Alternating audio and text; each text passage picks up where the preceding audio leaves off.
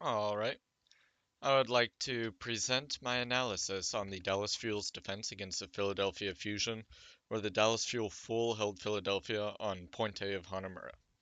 Now, I may seem a little backwards here, but I'd like to review this as an analyst and showing why the Dallas Fuel defense works. But to kind of do that, I remember hearing on the Oversight podcast that you've been on that the Dallas Fuel did a lot of scouting before this game, and they could tell that Philadelphia was predictable and that they expected the double sniper composition from Philadelphia Fusion. And that played a big part in the composition that Dallas Fuel chose for this composition because it's difficult to see at this point in time. But in Hanamura, as you know, there is really only one main entrance right here where Mickey's standing. That is the primary entrance. There's no real flanks except for these windows right here. It's difficult for the team to go through these windows, but what can go there is the Widow Grapple, and with Hanzo's wall climb, they can come up top here and poke onto the point and get a pick, hence the double sniper composition. It wants to go for a pick-based composition because it is so difficult to get through the single choke. So by getting a pick, that is one option to be able to take some pressure off of this choke and be able to push through. Or another option would be for example, tracer backcapping.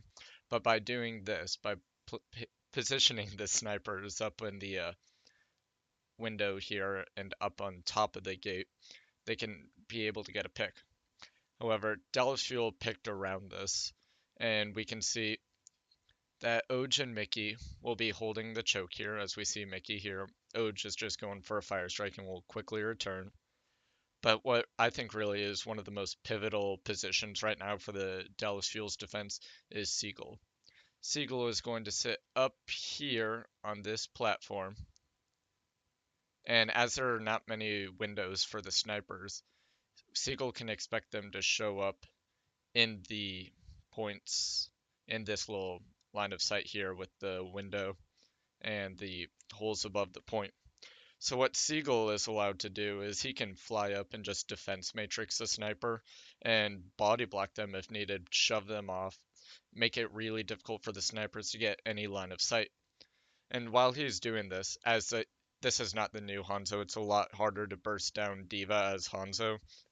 It's pretty easy for Siegel to get that body block and support in on this choke, or mini choke, I suppose, of the window.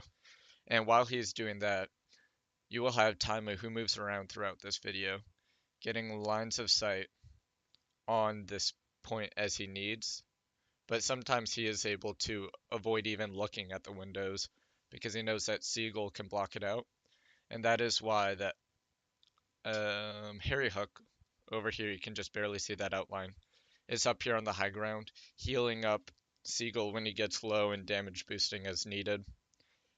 So a lot of the healing and such requires healing, or a lot of the support for OGE and Mickey on the front line at the choke here.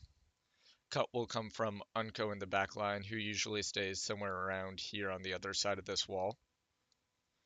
But because they knew that the Philadelphia Fusion would be running the Winston and D.Va, presumably, they knew that it'd be difficult for Rein to take a lot of damage, and that they'd be looking to go around the shield and past the Reinhardt, so that Oja and Mickey were able to kind of self-sustain and just try to hold Winston and D.Va at the choke. 1500 damage. The most dangerous thing, right? So as we play this out, Especially in your neighborhood in Hollywood. we see Oj just go for the fire strike, wants to build up ult charge, which is, it can be very important because there is no shield from Philadelphia Fusion to realistically block the Earth Shatter, except for the fact that they're so spread out, but an important kill could be very important to this defense. So yeah, we'll see EQO pop up here, and instantly Siegel is there with rockets, and he's there with the defense matrix. And Taimu over here to start out. It's pretty safe here because the double snipers are being zoned out by Siegel.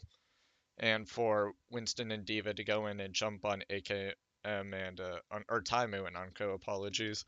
Then Sato and Hoppa would have to get past Ryan and Brigitte, but with this done, it's very easy to do a lot of entrance damage to that composition. So Taimu here can get line of sight on both the windows here, except the window is more up here. Beautiful arrow. And he's completely unpressured because Siegel is able to basically zone two of them out.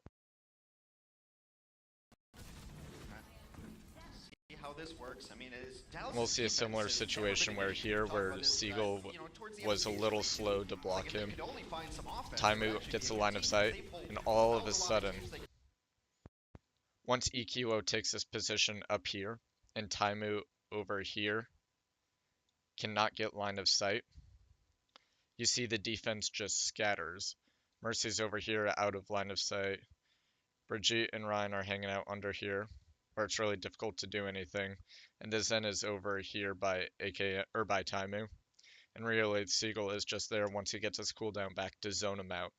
So beyond just Siegel zoning them out with the flight and defense matrix and rockets, the team positions very smartly to spread out and A, make it difficult for the dive because of all the various crossfire threats. For example, I'm going on a little bit of a tangent here, but if Sato and Hoppa are to go to point through this choke as they don't have many other options, well, they do have options. They could go any number of directions, but in doing so, they'll have Taimu and Unko shooting in from here. And if they don't do that, then they'll have Siegel flying in from the left side. And this is also ignoring the fact that OGE and Mickey will be able to just create that entrance damage that makes it really difficult to get into the point. So by creating this crossfire, it becomes very difficult for this composition from Philadelphia Fusion to push in without a pick. teams they could just never complete it on their offense. It seems to be a completely different story today. They finished out Kings. They've already finished Hanamura once. We might not even. So here that we see Hoppa goes in past EQO to give him a little bit of protection and to ideally draw some attention away from the point or away from the choke in a way similar to that of a Tracer going into backcap. And we'll see Sato do this later. We might not even have to go to a second round. So it's a good idea, but then by the Diva pushing up through the top left from Philadelphia Fusion Hoppa, we see that Taimu here got to work and was able to find Neptuno, and Siegel was able to just hunt Carpe down because he had the mercy to assist him with the damage boost and get past the Hoppa's defense matrix and body. And Neptuno was dead, so Hoppa was unable to receive that assistance even if Mercy did go with him. And obviously, if you're being zoned out in these windows, windows along there, then obviously you don't have much of a choice except either down here on the low ground or up here. Can't really see it. Hold on, let me play the video. Yeah, back there.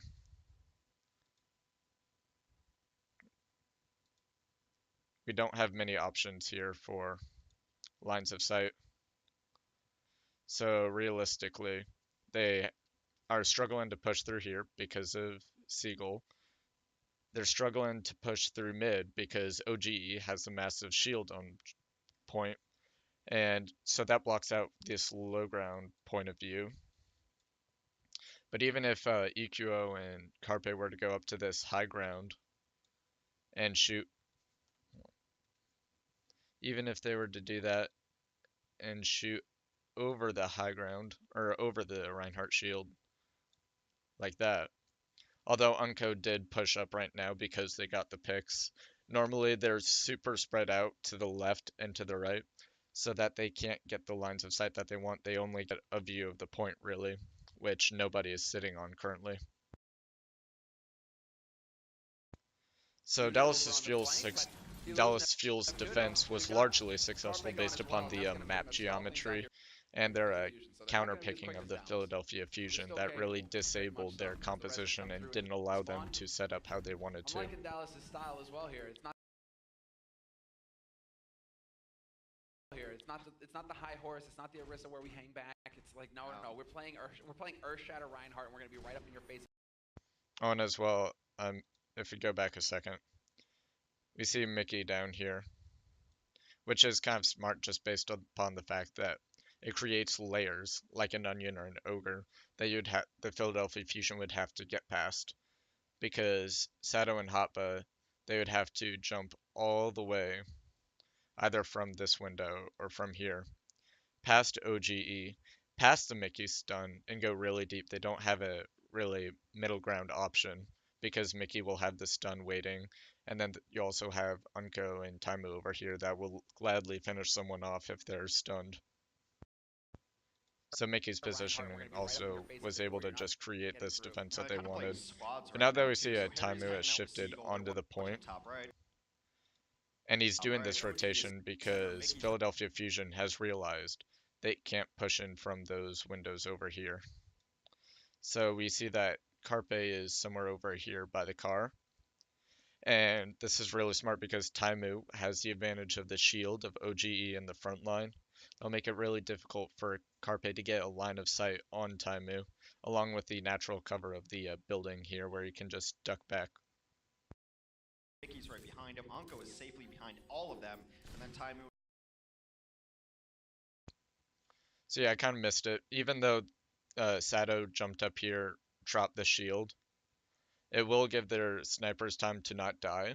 But Seagull is just sitting up here if you look on the map with defense matrix ready, so they can't really push through this top right, or the snipers can't really get shots through this top right. But now Sato is jumping around to the left side over here, just because he knows that what they were trying isn't working. So he's trying to move around to put pressure on the point to get the team to turn around. And this is the first quote unquote progress that Philadelphia Fusion makes.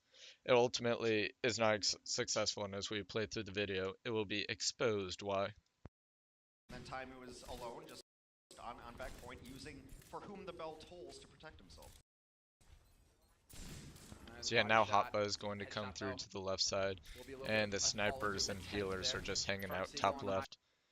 And now Carpe pushes all the way in, and Seagull, knowing that Carpe pushed in, and EQO at the moment is not a threat, pushes back from here and tries to push on them.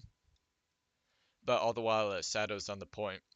So Seagull is in a rough situation where he is having to support, or he has to contest the Diva and Widow that came in, as well as deal with Sato on the point in some capacity. On the high ground, not quite connecting. There will be a presence on the point. That's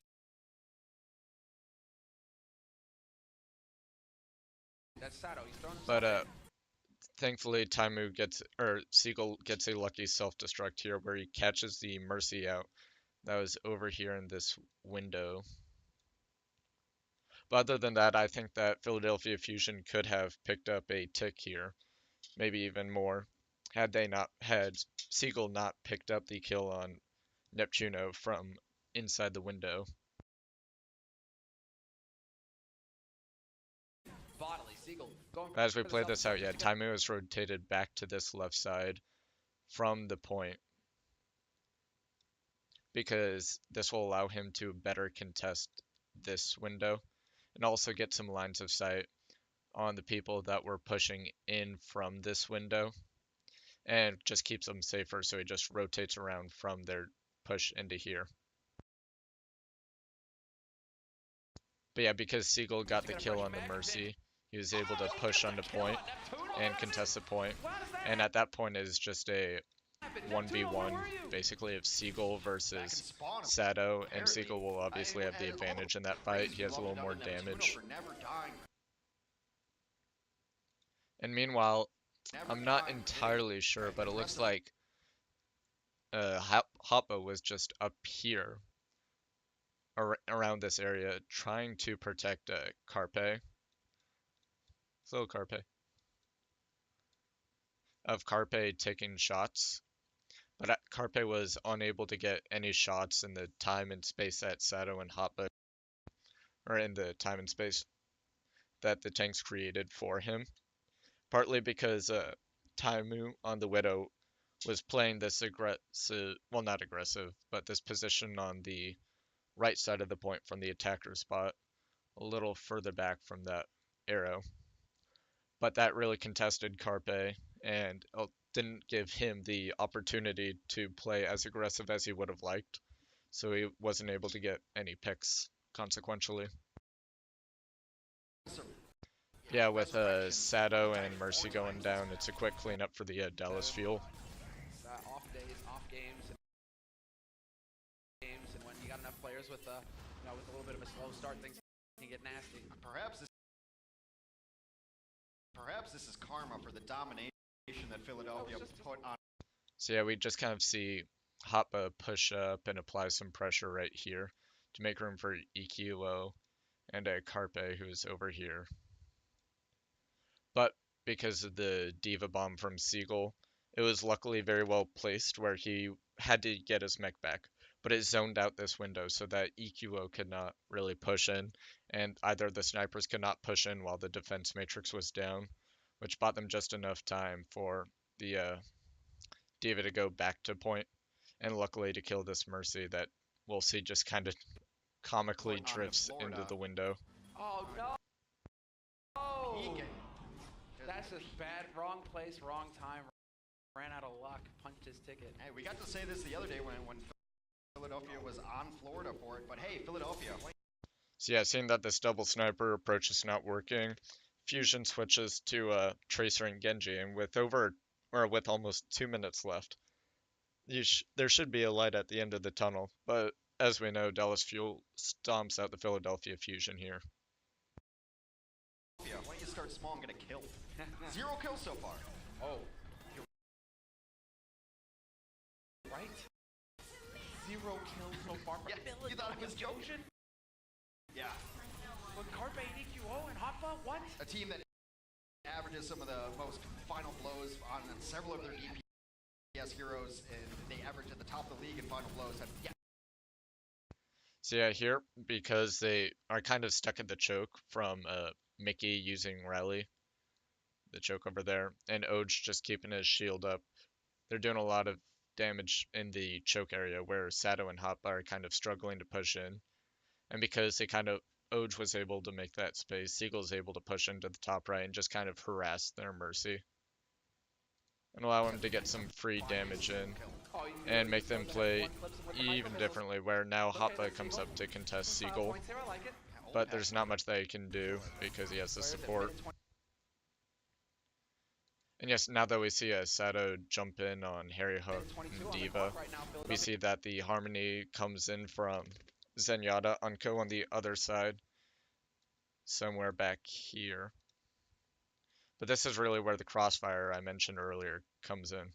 Siegel is just standing here, and while Carpe and EQO go in, Siegel is just able to stand there and basically body all the shots as a tank, and allow the Discord to come in from Unco and the shots from Taimu, and they just melt Sato down very quickly. Philadelphia Fusion, Sato throwing himself in here, hanging on, barely, he's got the primal. So yeah, they forced the primal from that because they burst him down, but they weren't able to do much from it because Carpe, everyone was low essentially, and they're very spread out right now, and really unable to focus on any one part of Dallas until they are able to isolate Unco, who is pushing up, and force the trance, which is a positive. For these tanks, pushing them out in the back line. Now it's just EQO and Carpe in the back. Yeah, now they're able to isolate time. EQO was able to isolate Taimu, but the Earth Shatter was able to buy some time for Dallas Fuel that they haven't really, Oj has not really used yet, but it is able to kind of stop them at the choke, where he doesn't get a lot of value from it in terms of kills, but he kind of like buys the time for like Mickey to be able to come back to and help Unco on the point, as we see Carpe is just over here trying to tickle Unco. Something. Both of the flanking DPS And are yeah, in while the that back, Earth Shatter went off, Oj did die, but Harry Hook was rezzing Taimu's, and Unco was over here, so really, Oj got no support during that time.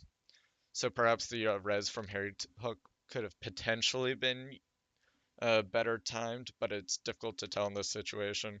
Or maybe if Mickey were to go more aggressive on EQ or Carpe on this left side to allow Unko to better support Oj on the front line because he was essentially on his own on the front.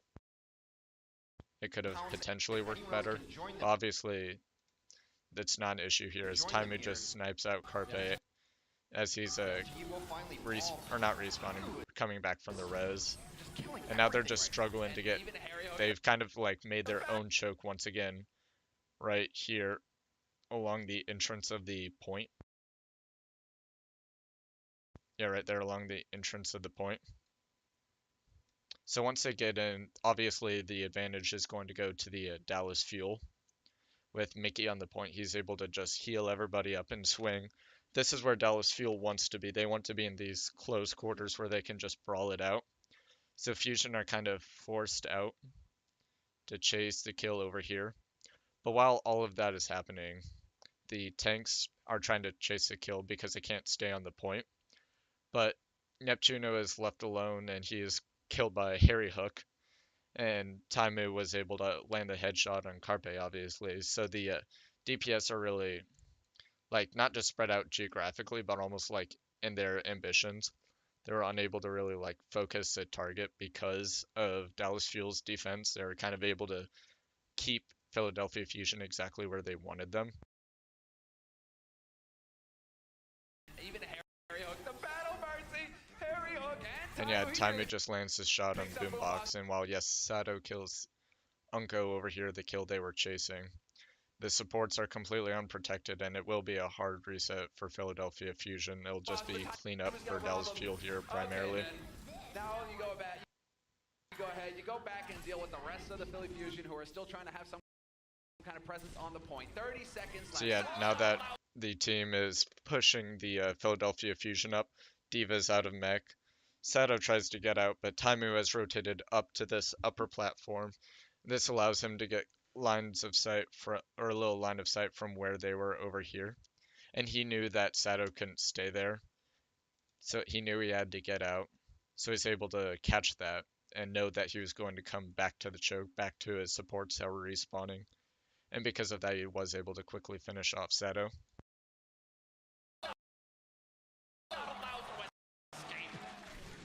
Yeah, Hoppa is trying to escape as well, but his charge doesn't go far enough. And yeah, they'll try and reset, but it's just too far. And Hoppa gets demeched here, but he's still in Baby Diva form. So that's a huge stagger for the Dallas Fuel, which, yeah, because they had to go so deep towards the point because of the kills and how far back Dallas Fuel were, makes it really difficult to get out in those situations. So yes, Philadelphia Fusion are just staggered. Hoppa had to go back to spawn and just kind of swap to another hero and back, as you can see here, just to get his mech back for one attempt at a push.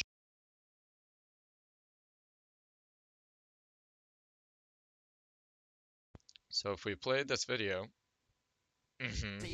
Blade, there is a bomb, that is it. The DPS have to come up huge for the Philadelphia Fusion, or they're going to get shut out on Hanamura. We've seen it in the past here from EQO. The hero. if we go back a second, EQO is just trying to find a target here. But we can see that with 1 second left, somebody has to touch the point. So Sato jumps in over here. But Mickey was waiting there with the stun, and Seagull was there with the damage, and Sato is very quickly being burst down, as you can see, which really is shutting down a lot of opportunities of Fusion. Perhaps it would have been better if Hotba were to go to contest. Perhaps. Yes, because if Sato could have done a little bit of extra like burst damage if he were to come with EQO where he's looking in this area for some sort of kill, he may have been able to build a Primal Rage, but really that would not have made too much of a difference. Yeah, as we played this out, EQO is going to go for the blade. He sees Harry Hook, but Dallas Field, they knew this ult was coming, so Harry Hook knows that inside the point is mostly where Dallas Fuel wants to be, and Mickey is just kind of playing gatekeeper here, right along inside of here. So Harry Hook retreats back into the safety of his team, and uh, Mickey on the Brigitte just kind of comes up and instantly bursts down the EQO to much amusement. Harry Hook immediately. Go! Immediately! Mickey, And yeah, also they knew he was gonna come in on the blade, so we see that Oj comes in with to finish off that kill on EQO to finish off that combo and burst him down, and he's immediately out of the fight. And yeah, as we just play this, Unko has been largely uncontested this game. Even though they've really tried, they haven't been able to get to him. He's always had transup whenever they push in. And so because of that, he was able to always keep the discords going and supplement his largely Seagull in his efforts, but Mercy was able to damage boost Taimu, and that really allowed the Dallas Fuel to burst down the tanks of the Philadelphia Fusion, so they're never really alive enough to enable their DPS. But I think if Fusion had switched to dive a little bit earlier, it I don't know if it really would have done too much. They would have had to rely on like a good pulse bomb on Brigitte or something and to dive the Mercy if she went for a res. But and if they didn't go for the res, they're down the Brigitte, so it'll be a little easier for EQO to build up or get a successful blade. But because they had so few ultimates and their double sniper composition was being hard shut down by Dal's Fuel, it doesn't help the fusion for the fact that Taimu was popping off on the Widow, where if they gave him the opportunity at the choke to leave the choke and then the supports of the fusion are left there, then they're very quickly cleaned off, as we saw multiple times. So yeah, that was my analysis. If you have any feedback, that would be greatly useful.